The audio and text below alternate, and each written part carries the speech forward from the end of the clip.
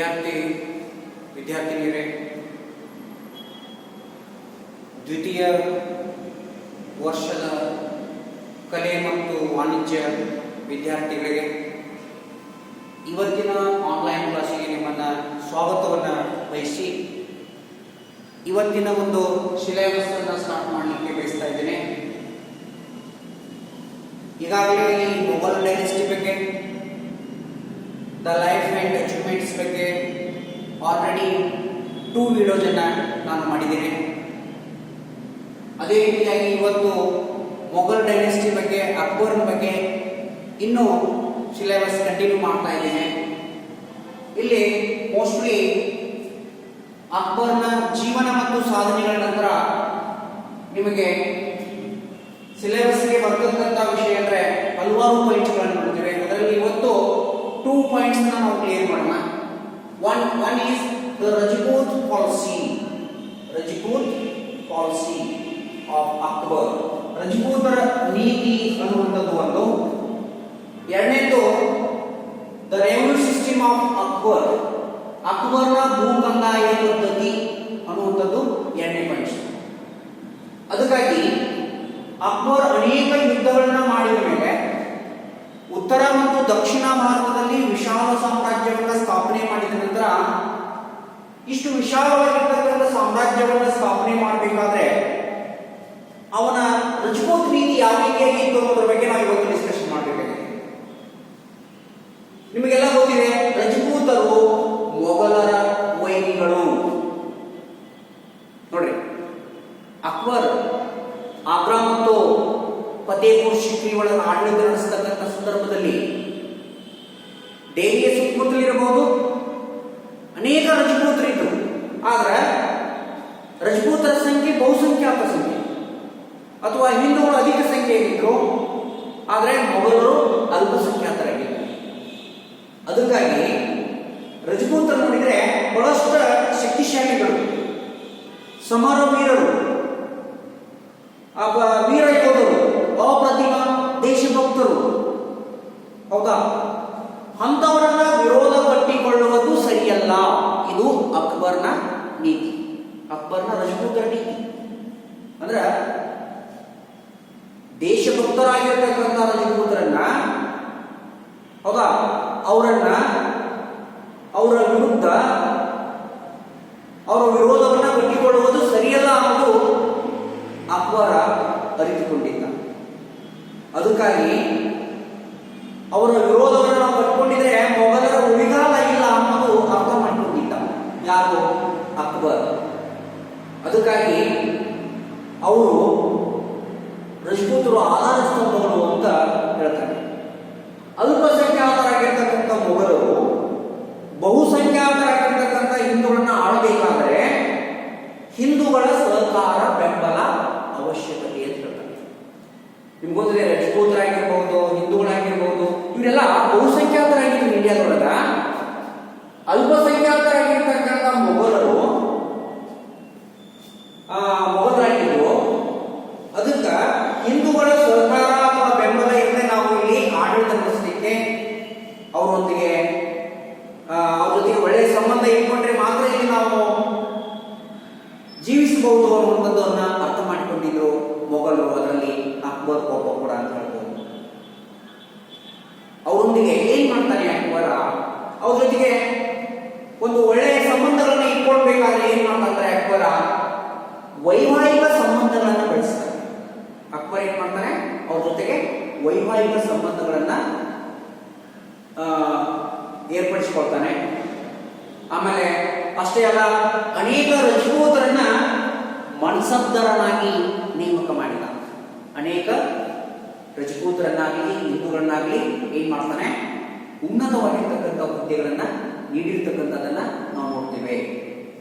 ಅದಕ್ಕೆ ಈ ದೆಹಲಿ ಮತ್ತು ಫತೇಪುರ್ ಸಿಕ್ರಿ ಅಂತ ಏನ್ ಕರಿತೀವಿ, ದೆಹಲಿ ಮತ್ತು ಫತೇಪುರ್, ಈ ಫತೇಪುರ್ ಸಿಕ್ರಿ ಈ ಒಂದು ಸ್ಥಳಗಳಲ್ಲಿ ಸುತ್ತಮುತ್ತಲು ಏನ್ ಮಾಡಿದ್ರೆ, ದೆಹಲಿ ಸುತ್ತಮುತ್ತಲು ಆಗಿರ್ಬೋದು ಅಥವಾ ಫತೇಪುರ್ ಸಿಕ್ರಿಯಲ್ಲಿ ಆಗಿರ್ಬೋದು, ಎಲ್ಲ ರಜಪೂತ್ ಸಂಸ್ಥಾನಗಳಿವೆ ದೆಹಲಿ ಸಮೀಪ. ಹೌದಾ? ದೆಹಲಿ ಸಮೀಪ ಅನೇಕ ರಜಪೂತ್ ಸಂಸ್ಥಾನಗಳು ಇರುವುದರಿಂದ ಅವ್ರ ಜೊತೆಗೆ ನಾವು ಒಳ್ಳೆಯ ಸಂಬಂಧಗಳನ್ನ ಇಟ್ಕೊಳ್ಬೇಕಾಗ್ತದೆ, ಹೌದಾ? ಅದಕ್ಕಾಗಿ ಅವ್ರ ಜೊತೆಗೆ ವೈವಾಹಿಕ ಸಂಬಂಧಗಳನ್ನ ನಡೆಸ್ತಾನೆ ಯಾರು? ಅಕ್ಬರ್. ಅಥವಾ ರಜಪೂತರ ಕನ್ಯೆಯರನ್ನ ಮಹಿಳೆಯರನ್ನ ಮದುವೆ ಆಗ್ತಾನೆ ಯಾರು? ಅಕ್ಬರ್ ಅಂತ ನಮಗೆ ತಿಳಿದು ಬರ್ತದೆ. ಉದಾಹರಣೆಗಾಗಿ ರಾಜ ಬಿಹಾರ್ ಮಲ್ ನೋಡ್ರಿ, ರಾಜ ಬಿಹಾರ್ ಮಲ್. ಈ ರಾಜ ಬಿಹಾರ್ ಮಲ್ಲ ಅಂಬರದ ಅರಸ ನೋಡ್ರಿ. ರಾಜ ಬಿಹಾರ್ ಮಲ್ ಯಾರು? ಅಂಬರದ ಅಥವಾ ಜೈಪುರದ ಅರಸ ಅಂತ ಹೇಳ್ಬೋದು. ಈತ ಏನ್ ಮಾಡ್ತಾನೆ? ಜೋಧಾಬಾಯಿಯನ್ನ ಏನ್ ಮಾಡ್ತಾನೆ? ಜೋಧಾಬಾಯಿ ತನ್ನ ಮಗಳನ್ನ ಯಾರಿಗೆ ನೀಡ್ತಾನೆ? ಅಕ್ಬರನಿಗೆ ನೀಡಿ ಅವ್ರ ಜೊತೆಗೆ ರಕ್ತ ಸಂಬಂಧವನ್ನು ಬೆಳೆಸ್ತಾನೆ, ವೈವಾಹಿಕ ಸಂಬಂಧಗಳನ್ನ ಬೆಳೆಸ್ತಾನೆ ಅನ್ನೋದು ನಮಗೆ ತಿಳಿದು ಬರ್ತಾ ಇದೆ. ಅಷ್ಟೇ ಅಲ್ಲ, ಬಿಹಾರ್ ಮಲ್ಲನ್ನ ಏನ್ ಮಾಡ್ತಾನೆ? 5,000 ಮನ್ಸಬ್ದಾರನಾಗಿ ನೇಮಕ ಮಾಡ್ತಾನೆ. ಎಷ್ಟು? 5,000 ಮನ್ಸಬ್ದಾರನಾಗಿ ನೇಮಕ ಮಾಡ್ತಾನೆ. ಯಾರನ್ನ? ರಾಜ ಬಿಹಾರ್ ಮಲ್ಲನನ್ನ. ಆಮೇಲೆ ರಾಜ ಬಿಹಾರ್ ಮಲ್ಲನ ಮಕ್ಕಳಾಗಿರ್ತಕ್ಕಂಥ ಭಗವಾನ್ ದಾಸ್ ನೋಡ್ರಿ, ಭಗವಾನ್ ದಾಸ್, ರಾಜ ಭಗವಾನ್ ದಾಸ್ ಈತ ಮಗ. ರಾಜ ಮಾನ್ಸಿಂಗ ಈತ ಮೊಮ್ಮಗ. ರಾಜ ಬಿಹಾರ್ ಮಲ್ಲನ ಮಗನಾಗಿರ್ತಕ್ಕಂಥ ರಾಜ ಭಗವಾನ್ ದಾಸ್ ಆಗಿರ್ಬೋದು ಅಥವಾ ರಾಜ ಮಾನ್ಸಿಂಗ್ ಆಗಿರ್ಬೋದು, ಇವರನ್ನ ಏನ್ ಮಾಡ್ತಾನೆ ಅಂದ್ರೆ ಉನ್ನತವಾಗಿರ್ತಕ್ಕಂಥ ಹುದ್ದೆಗಳಿಗೆ ನೇಮಕ ಮಾಡ್ತಾನೆ ಅಥವಾ ಅವರನ್ನ ಮನ್ಸಬ್ದಾರನಾಗಿ ನೇಮಕ ಮಾಡ್ತಾನೆ ಅನ್ನೋದು ನಮಗೆ ತಿಳಿದು ಬರ್ತಾ ಇದೆ. ಆಮೇಲೆ ಜೋಧಾಬಾಯಿ ಮುಂದೆ ಜಹಾಂಗೀರ್ನ ತಾಯಿ ಆಗ್ತಾರೆ. ಅಥವಾ ಜಹಾಂಗೀರ್ ಏನ್ ಮಾಡ್ತಾನಂದ್ರೆ ರಾಜ ಭಗವಾನ್ ದಾಸನ ಮಗಳನ್ನ ಮದುವೆ ಆಗ್ತಾನೆ. ಜಹಾಂಗೀರ ಯಾರ ಮಗಳನ್ನ ಮದುವೆ ಆಗ್ತಾನೆ? ರಾಜ ಭಗವಾನ್ ದಾಸನ ಮಗಳನ್ನ ಮದುವೆ ಆಗ್ತಾನ ನಾವು ಕಲ್ಕೊಳ್ತಾ ಇದ್ದೇವೆ. ಅಂದ್ರೆ ಅಕ್ಬರ್ ಮುಸ್ಲಿಮನಾಗಿದ್ದರೂ ಕೂಡ ರಜಪೂತರ ಧಾರ್ಮಿಕ ಆಚರಣೆಗಳನ್ನ ಗೌರವಿಸಿದ. ನೋಡ್ರಿ, ಹಿಂದೂಗಳ ಒಂದು ಆಚರಣೆಗಳು, ರಜಪೂತರ ಒಂದು ಹಬ್ಬ ಹರಿದಿನಗಳ ಬಗ್ಗೆ, ಅವರ ಆಚರಣೆಗಳಿಗೆ ಹೆಚ್ಚು ಬೆಲೆ ಕೊಡ್ತಾರೆ. ಯಾಕೆಂದ್ರೆ ಹಿಂದೂ ಮಡದಿಯರನ್ನ ಮದುವೆಯಾಗಿಲ್ಲ ಅಥವಾ ರಜಪೂತ ಮಹಿಳೆಯರನ್ನ ಮದುವೆಯಾಗಿಲ್ಲ. ಅದಕ್ಕಾಗಿ ಆ ಹಿಂದೂ ಮಡದಿಯರ, ರಜಪೂತ ಮಡದಿಯರ ಪ್ರಭಾವದಿಂದ ಹಿಂದೂ ಆಚರಣೆಗಳನ್ನ ಜಾರಿಗೆ ತಂದ ಯಾರು? ಅಕ್ಬರ್. ಉದಾಹರಣೆಗಾಗಿ ಹಣೆಗೆ ತಿಲಕವನ್ನ ಇಡತಕ್ಕಂಥ ಪದ್ಧತಿಯನ್ನ ಕೂಡ ಜಾರಿಗೆ ತಂದ. ನೋಡಿ, ಅಕ್ಬರ ಸ್ವತಃ ತಾನೇ ಹಣೆಗೆ ತಿಲಕವನ್ನ ಇಟ್ಕೊಳ್ತಾ ಇದ್ದ ಅಂತ ನಮಗೆ ಹೇಳ್ತಾರೆ. ಅಥವಾ ಉನ್ನತವಾಗಿರ್ತಕ್ಕಂಥ ಹುದ್ದೆಗಳನ್ನ ನೀಡ್ತಾನೆ.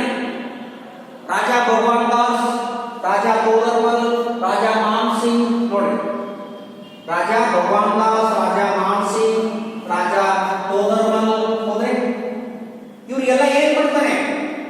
ಮೊಘಲ್ ಸೇನೆಯಲ್ಲಿ ಉನ್ನತವಾಗಿರ್ತಕ್ಕಂಥ ಹುದ್ದೆಗಳನ್ನ ನೀಡಿದ. ಹೌದಾ? ಅಂದ್ರೆ ರಜಪೂತರ ಜೊತೆಗೆ ಸ್ನೇಹದಿಂದಲೇ ವರ್ತನೆ ಮಾಡಿದ, ಸ್ನೇಹದಿಂದಲೇ ಅವರನ್ನ ಬಂಧಿಸಿದ. ಅವ್ರ ಜೊತೆಗೆ ಸ್ನೇಹವನ್ನು ಬೆಳೆಸೋದು, ಅವರನ್ನ ತನ್ನ ಆಧೀನಕ್ಕೆ ತೆಗೆದುಕೊಳ್ಳುವುದು. ಯಾರು ಸ್ನೇಹದಿಂದ ವರ್ತನೆ ಮಾಡಿದರೂ ಕೂಡ ಅದಕ್ಕೆ ಬಗ್ಲಿಕ್ಕೆ ಸಿಕ್ಕಲಿಲ್ಲೋ ಅವರನ್ನ, ರಜಪೂತರನ್ನ ಖಡ್ಗವನ್ನು ಬಳಸಲಿಕ್ಕೆ ಹಿಂದಿರಲಿಲ್ಲ. ನೋಡ್ರಿ, ಯಾರು ರಜಪೂತರು ಬಹಳ ಸ್ನೇಹದಿಂದ ವರ್ತನೆ ಮಾಡ್ತಾರೆ ಅವರಿಗೆ ಸಾಕಷ್ಟು ಗೌರವವನ್ನು ಕೊಟ್ಟ. ಯಾರು ಗೌರವವನ್ನು ಕೊಡಲಿಲ್ಲ ಅವರ ವಿರುದ್ಧ ಏನ್ ಮಾಡ್ತಾ? ಖಡ್ಗವನ್ನು ಬಳಸಿ ಅವರನ್ನ ತನ್ನ ಆಧೀನಕ್ಕೆ ವಶಪಡಿಸಿಕೊಳ್ಳುವಲ್ಲಿ ಯಶಸ್ವಿಯಾದ ಅನ್ನೋದನ್ನು ನಾವು ರಜಪೂತರ ನೀತಿಯಲ್ಲಿ ನೋಡ್ತೇವೆ. ಫಾರ್ ಎಕ್ಸಾಂಪಲ್, ರಣಥಂಬೋರದ ಅರಸನಾಗಿರ್ತಕ್ಕಂಥ ಸುರ್ಜನ್ ರಾಯ್, ಆಮೇಲೆ ಕಲಿಂಜರದ ರಾಜನಾಗಿರ್ತಕ್ಕಂಥ ರಾಮಚಂದ್ರ, ಇವರೆಲ್ಲ ಈ ಅಕ್ಬರ್ನ ಸಾರ್ವಭೌಮತ್ವವನ್ನ ಒಪ್ಕೊಳ್ತಾರೆ. ಆದರೆ ರಜಪೂತರಲ್ಲಿ ಅತ್ಯಂತ ಶ್ರೇಷ್ಠನಾಗಿರ್ತಕ್ಕಂಥ ಒಂದು ಮನೆತನ ಅಂದ್ರೆ ಮೇವಾರ್ ಗೊತ್ತಿದೆ. ಮೇವಾರದ ರಾಜಧಾನಿ ಚಿತ್ತೂರು. ಹೌದಾ? ಚಿತ್ತೂರದ ಮೇಲೆ ಅಕ್ಬರ ಯುದ್ಧ ಮಾಡ್ತಾನೆ. ಅದಕ್ಕೆ ಮೇವಾರದ ಮೇಲೆ ತನ್ನ ಯುದ್ಧವನ್ನು ಕೈಗೊಂಡು ಅವರ ಸಾರ್ವಭೌಮತ್ವವನ್ನು ಒಪ್ಪಿಕೊಳ್ಳಿಕ್ಕೆ ಬಯಸ್ತಾನೆ. ಆದರೆ ಅವರು ತಿರಸ್ಕಾರ ಮಾಡ್ತಾರೆ. ಅದಕ್ಕಾಗಿ ಉದಯ್ ಸಿಂಗ್ ನೋಡ್ರಿ 3 ಜನ ಬರ್ತಾರೆ. ನಾನು ಉದಯ್ ಸಿಂಗ್ ಮೊದಲಿಗೆ ಕೊಡ್ತಾನೆ. ಉದಯ್ ಸಿಂಗ್, ಆಮೇಲೆ ಪ್ರತಾಪ್ ಸಿಂಗ್, ಆಮೇಲೆ ಅಮರ್ ಸಿಂಗ್. ಈ 3 ಜನರು ಯಾರಂದ್ರೆ ಮೇವಾಡದ. ಅದಕ್ಕೆ ಪ್ರಾರಂಭದಲ್ಲಿ ಉದಯ್ ಸಿಂಗ್ ಏನ್ ಮಾಡ್ತಾನೆ, ಉದಯ್ ಸಿಂಗ್ ಪರಾಭವಿಸ್ತಾನೆ, ಚಿತ್ತೂರನ್ನು ವಶಪಡಿಸಿಕೊಳ್ತಾನೆ. ಆಮೇಲೆ ಉದಯ್ ಸಿಂಗ್ ನಂತರ ರಾಣಾ ಪ್ರತಾಪ್ ಸಿಂಗ್ ಮತ್ತೆ ಯುದ್ಧವನ್ನು ಕಂಟಿನ್ಯೂ ಮಾಡ್ತಾನೆ. ಆಮೇಲೆ ಕೊನೆಗೆ ರಾಣಾ ಪ್ರತಾಪ್ ಸಿಂಗ್ನ ಕಾಲದಲ್ಲಿ ಅಕ್ಬರನಿಗೂ ಮತ್ತು ಅದೇ ರೀತಿಯಾಗಿ ರಾಣಾ ಪ್ರತಾಪ್ ಸಿಂಗ್ ನಡುವೆ ಒಂದು ಐತಿಹಾಸಿಕವಾಗಿರ್ತಕ್ಕಂಥ ಕದನ ನಡೀತದ. 1576 ಹಳ್ಳಿಗಾಡು ಅಂತ ಕದನ ನಡೀತದ. ಈ ಕದನದಲ್ಲಿ ಪ್ರತಾಪ್ ರುದ್ರ ಎಷ್ಟೇ ತನ್ನ ಶಕ್ತಿ ಸಾಮರ್ಥ್ಯವನ್ನು ಪ್ರದರ್ಶನ ಮಾಡಿದ್ರು ಕೂಡ ಅಕ್ಬರ್ನ ವಿರುದ್ಧ ಸೋತು ಅನ್ನೋದನ್ನು ಗೊತ್ತಿದೆ. ಆಮೇಲೆ ಪ್ರತಾಪ್ ಸಿಂಗ್ ಸೋತು ಹೋದ್ಮೇಲೆ ಅಮರ್ ಸಿಂಗ್ ಮತ್ತೆ ಯುದ್ಧವನ್ನು ಕಂಟಿನ್ಯೂ ಮಾಡ್ತಾನೆ. ಒಂದು ರೀತಿಯಾಗಿ ಮೊಘಲರಿಗೂ ಮತ್ತು ಮೇವಾಡದ ಅರಸರಿಗೂ ಕಂಟಿನ್ಯೂಸ್ ಆಗಿ ಅಂತಂದ್ರೆ ಯುದ್ಧ ನಡೀತವೆ. ಆದರೆ ಕೊನೆಗೆ ನಮ್ಗೆ ತಿಳಿದು ಬರ್ತದೆ ಅಕ್ಬರನಿಗೆ ಈ ಮೇವಾಡ್ ಸಂಪೂರ್ಣವಾಗಿ ಶರಣಾಗತವಾಗಲಿ ಅಂತ ನಮ್ಗೆ ತಿಳಿದು ಬರ್ತದೆ. ಅಂದ್ರೆ ಅಷ್ಟು ಬಲಿಷ್ಠಿತವಾಗಿರ್ತಕ್ಕಂಥ ಸಾಮ್ರಾಜ್ಯ ಅಸ್ತಿತ್ವದಲ್ಲಿ ಇತ್ತು ಅಂತ ನಮ್ಗೆ ಸ್ಪಷ್ಟವಾಗಿ ತಿಳಿದು ಬರ್ತದೆ. ಇಷ್ಟು ನಾವು ರಜಪೂತರ ನೀತಿ ಬಗ್ಗೆ ನಾವು ಹೇಳ್ಬೋದು. ರಜಪೂತರ ಜೊತೆಗೆ ಯಾವ ರೀತಿಯಾಗಿ ವರ್ತನೆ ಮಾಡಿದ ಅನ್ನೋದ್ರ ಬಗ್ಗೆ ರಜಪೂತರ ನೀತಿಯಲ್ಲಿ ಎಲ್ಲ ವಿಷಯಗಳನ್ನ ನೀವು ಪ್ರಸ್ತಾವನೆ ಮಾಡಬೇಕಾಗುತ್ತೆ. ಇದು 1ನೇ ಪಾಯಿಂಟ್ಸ್ ಬಗ್ಗೆ ಇವತ್ತು ಕಂಪ್ಲೀಟ್ ಆಯಿತು. ಇನ್ನ ಇವತ್ತಿನ ಅವಧಿಯೊಳಗ ಇನ್ನೊಂದು ಅತಿ ಮುಖ್ಯವಾಗಿರ್ತಕ್ಕಂಥ ಪಾಯಿಂಟ್ಸ್ ಅಂದ್ರೆ the revenue system of Akbar ಬಗ್ಗೆ.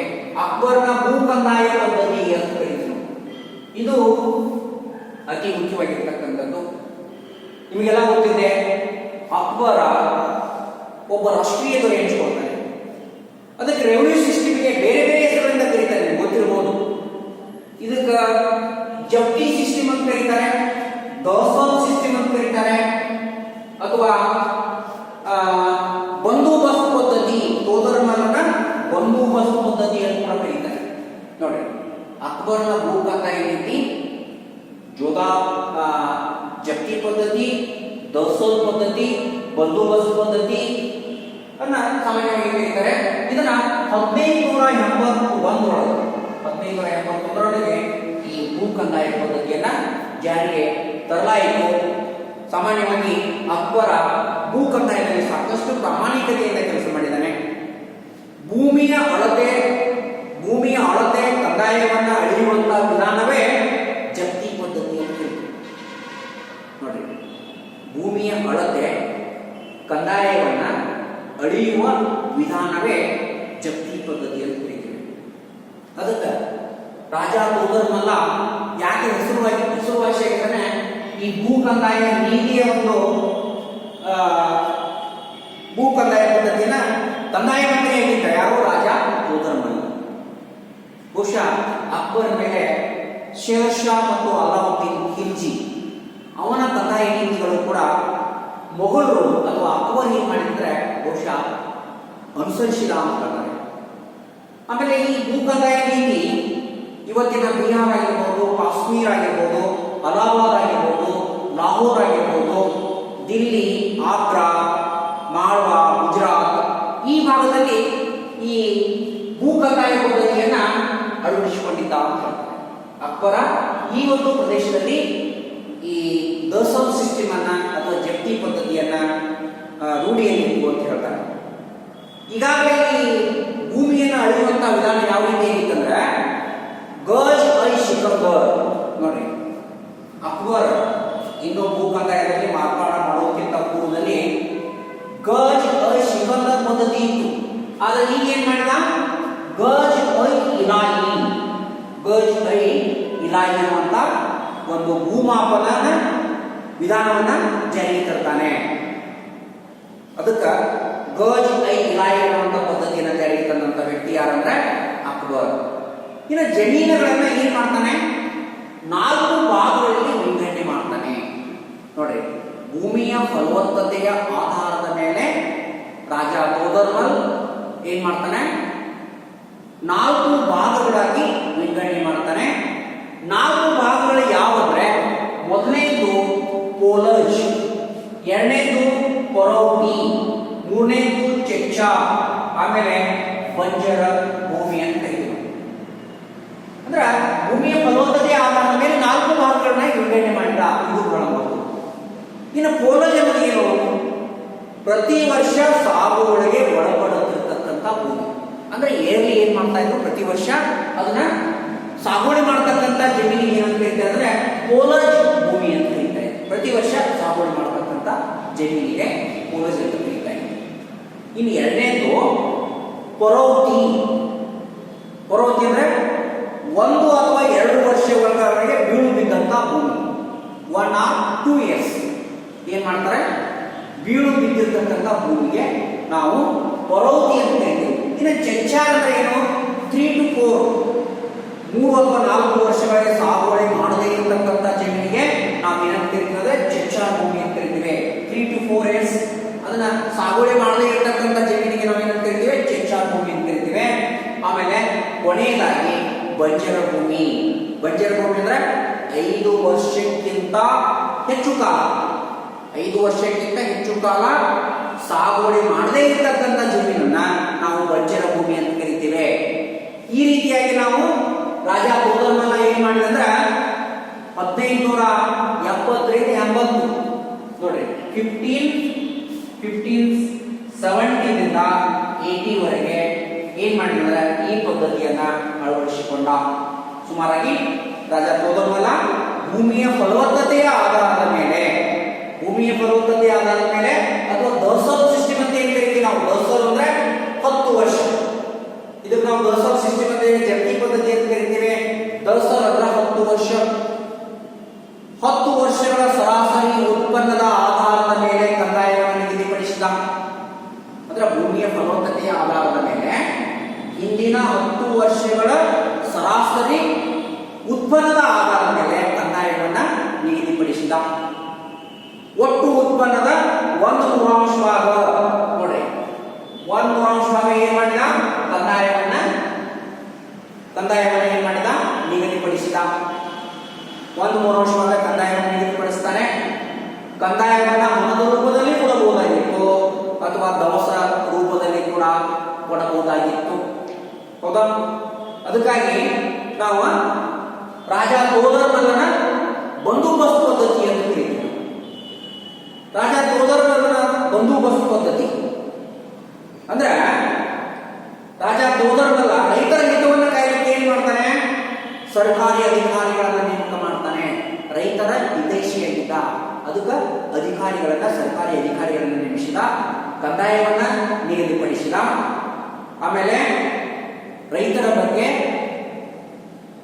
ದಯಾಪರನಾಗಿದ್ದ. ಅಥವಾ ಏನ್ ಮಾಡ್ತಾ ಇದ್ರೆ, ವರ್ಷದ ಫಸಲು ಹೆಚ್ಚಾದ್ರೆ ಅಂದ್ರೆ ಉತ್ಪನ್ನ ಜಾಸ್ತಿ ಆದಾಗ, ಫಸಲು ಹೆಚ್ಚಿದಾಗ ಏನ್ ಮಾಡ್ತದೆ, ಹೆಚ್ಚಿನ ಕಂದಾಯವನ್ನ ವಸೂಲಿ ಮಾಡ್ತಾ ಇರಲಿಲ್ಲ. ನಿಗದಿಪಡಿಸಿದ ಕಂದಾಯವನ್ನೇ ರೈತರಿಂದ ಪಡ್ಕೊಳ್ತಾ ಇದ್ದ. ಅದಕ್ಕ ಈತನ ಕಾಲಾವಧಿಗೆ ರೈತವಾರಿ ಪದ್ಧತಿ ಎಂದು ಕರಿತೀವಿ. ರೈತರೇ ನೇರವಾಗಿ ಕಂದಾಯವನ್ನ ಸಲ್ಲಿಸ್ತಾ ಇದ್ರು. ಮಧ್ಯವರ್ತಿಗಳಿಗೆ ಅವಕಾಶನೇ ಇರಲಿಲ್ಲ. ಉಳ್ಳುವನೇ ಭೂಮಾಲೀಕ ಅನ್ನೋದು ಈತನ ಕಾಲದಲ್ಲಿ. ಅದಕ್ಕೆ ಸಾಮಾನ್ಯವಾಗಿ ಸುಗ್ಗಿಯ ಸಮಯದಲ್ಲಿ ಅಧಿಕಾರಿಗಳು ಏನ್ ಮಾಡ್ತಾರೆ, ಪ್ರವಾಸವನ್ನು ಕೈಗೊಳ್ತಾ ಇದ್ರು. ಪ್ರವಾಸವನ್ನು ಕೈಗೊಂಡು ರೈತರ ಅಥವಾ ಕೃಷಿಕರ ಸ್ಥಿತಿಗತಿಗಳನ್ನ ಪರಿಶೀಲಿಸಿ ಸೂಕ್ತ ಸಲಹೆಗಳನ್ನು ಕೊಡ್ತಾ ಇದ್ರು. ಆಮೇಲೆ ಸರ್ಕಾರ ಕೃಷಿಕರಿಗೆ ಸಾಲವನ್ನು ಕೊಡ್ತಕ್ಕಂಥ ವ್ಯವಸ್ಥೆ ಕೂಡ ಇತ್ತು. ಅದನ್ನ ಸುಲಭ ಕಂತುಗಳಲ್ಲಿ ಮರುಪಾವತಿ ಮಾಡುವಂತಹ ವ್ಯವಸ್ಥೆಯನ್ನು ಕೂಡ ಇತ್ತು. ಇದಕ್ಕೆ ನಾವು ಏನಂತ ಕರೀತಾ ಇದ್ರು ಅಂದ್ರೆ ತೋದರ್ಮಲ್ಲನ ಬಂದೋಬಸ್ತ್ ಪದ್ಧತಿ ಅಂತ ಕರಿತೀವಿ. ಅಂದ್ರೆ ರೈತರಿಗೆ ಸಾಗುವಳಿ ಮಾಡಲಿಕ್ಕೆ ಸಾಲವನ್ನ ಕೊಡ್ತಾ ಇದ್ರು. ಸಾಲವನ್ನ ಸುಲಭ ಕಂತುಗಳಲ್ಲಿ ಅವರಿಗೆ ಮರುಪಾವತಿ ಮಾಡುವಂತಹ ವ್ಯವಸ್ಥೆಗೆ ನಾವೇನು ಕರಿತೀವಿ ಅಂದ್ರೆ ಈ ತೋದರ್ಮಲ್ಲನ ಬಂದೋಬಸ್ತ್ ಪದ್ಧತಿ ಅಂತ ಕರಿತೀವಿ. ಒಟ್ಟಾರೆ ನಾವಿಲ್ಲಿ ಭೂ ಕಂದಾಯ ಪದ್ಧತಿಯನ್ನು ನೋಡಿದ್ರೆ ಏನ್ ಕಂಡು ಬರ್ತದಂದ್ರೆ ಅಕ್ಬರ ರೈತರಿಗೆ ಯಾವುದೇ ರೀತಿಯಾಗಿರ್ತಕ್ಕಂಥ ಕಿರುಕುಳವನ್ನ ಕೊಡಲಿಲ್ಲ. ಆತ ರೈತರ ಹಿತೈಷಿಯಾಗಿದ್ದ. ರೈತವಾರಿ ಪದ್ಧತಿಯನ್ನ ಜಾರಿಗೆ ತಂದ. ರೈತರೇ ನೇರವಾಗಿ ತೆರಿಗೆಯನ್ನು ಸಲ್ಲಿಸ್ತಾ ಇದ್ರು. ಉಳುವನೆ ಭೂಮಾಲೀಕನಾಗಿದ್ದ. ಇದನ್ನೆಲ್ಲ ನೋಡಿದ್ರೆ ಅಕ್ಬರ ರೈತರ ಹಿತೈಷಿಯಾಗಿದ್ದ. ರಾಜ ತೋದರ್ಮಲನ ರಾಜ ತೋದರ್ಮಲ್ ಯಾರಂದ್ರೆ ಭೂ ಕಂದಾಯ ಮಂತ್ರಿ. ಹೌದಾ? ಈ ಕಂದಾಯದಲ್ಲಿ ಹಲವಾರು ಮಾರ್ಪಾಡನ್ನು ಮಾಡಿರ್ತಕ್ಕಂಥ ವ್ಯಕ್ತಿ ಅಂದ್ರೆ ರಾಜ ತೋದರ್ಮಲ. ಅದರ ಭೂಮಿಯ ಫಲವತ್ತತೆಯ ಮೇಲೆ ಪೋಲಜ್, ಪರ್ವತಿ, ಆಮೇಲೆ ಚೆಚ್ಚ, ಆಮೇಲೆ ಬಂಜರ್ ಅನ್ನುವಂಥ ಭೂಮಿಗಳನ್ನ ವಿಂಗಡಣೆ ಮಾಡಿಕೊಂಡು ಒಂದು ಸುವ್ಯವಸ್ಥಿತವಾಗಿರ್ತಕ್ಕಂಥ ಭೂ ಕಂದಾಯ ನೀತಿಯನ್ನ ಜಾರಿಗೆ ತಂದಿಲ್ಲ ಅಕ್ಬರ. ಅದಕ್ಕಾಗಿ ಇವತ್ತಿನ ಆನ್ಲೈನ್ ಕ್ಲಾಸ್ನಲ್ಲಿ ನಾನು 2 ಪಾಯಿಂಟ್ಸ್ಗಳನ್ನ ಬಹಳಷ್ಟು ಕ್ಲಿಯರ್ ಆಗಿ ಹೇಳಿದ್ದೇನೆ. ಒಂದು ರಜಪೂತರ ನೀತಿ, ಇನ್ನೊಂದು ಅಕ್ಬರ್ನ ಭೂ ಕಂದಾಯ ನೀತಿ. ಈ 2 ಪಾಯಿಂಟ್ಸ್ಗಳನ್ನ ಇವತ್ತಿನ ಕಾಲದಲ್ಲಿ ಡಿಸ್ಕಷನ್ ಮಾಡಿದಂತಾಯಿತು. ಇನ್ನು ನೆಕ್ಸ್ಟ್ ಆನ್ಲೈನ್ ಕ್ಲಾಸ್ನಲ್ಲಿ ಇನ್ನೂ ಅಕ್ಬರ್ನ ಬಗ್ಗೆ ಇನ್ನೂ ಹಲವಾರು ಪಾಯಿಂಟ್ಸ್ಗಳಿದಾವೆ. ಉದಾಹರಣೆಗಾಗಿ ಅಕ್ಬರ್ನ ಮನ್ಸಬ್ದಾರಿ ಪದ್ಧತಿ, ಆಮೇಲೆ ಅದೇ ರೀತಿಯಾಗಿ ಆತನ ಆಡಳಿತ ಪದ್ಧತಿ, ಆಮೇಲೆ ಆತನ ಧಾರ್ಮಿಕ ನೀತಿ, ಆಮೇಲೆ ಸಾಹಿತ್ಯ, ಆಮೇಲೆ ಕಲೆ ಮತ್ತು ವಾಸ್ತುಶಿಲ್ಪ, ಇವೆಲ್ಲ ಪಾಯಿಂಟ್ಸ್ಗಳನ್ನ ಇನ್ನೂ ನಾವು ಡಿಸ್ಕಷನ್ ಮಾಡಬೇಕಾಗಿದೆ. ವಿದ್ಯಾರ್ಥಿನಿಯರೇ, ಆದಷ್ಟು ಮಟ್ಟಿಗೆ ಈ ಆನ್ಲೈನ್ ಕ್ಲಾಸ್ಗಳನ್ನ ನೀವು ಕಾನ್ಸಂಟ್ರೇಷನ್ ಕೊಟ್ಟಾಗಿ ಓದಿ, ಅವುಗಳನ್ನ ಕೇಳಿ ತಿಳ್ಕೊಂಡು ಆದಷ್ಟು ಮಟ್ಟಿಗೆ ನಿಮ್ಮ ಪರೀಕ್ಷಾ ದೃಷ್ಟಿಯಿಂದ ನಾನು ಬಹಳಷ್ಟು ಕ್ಲಿಯರ್ ಆಗಿ ಹೇಳಿದ್ದೀನಿ.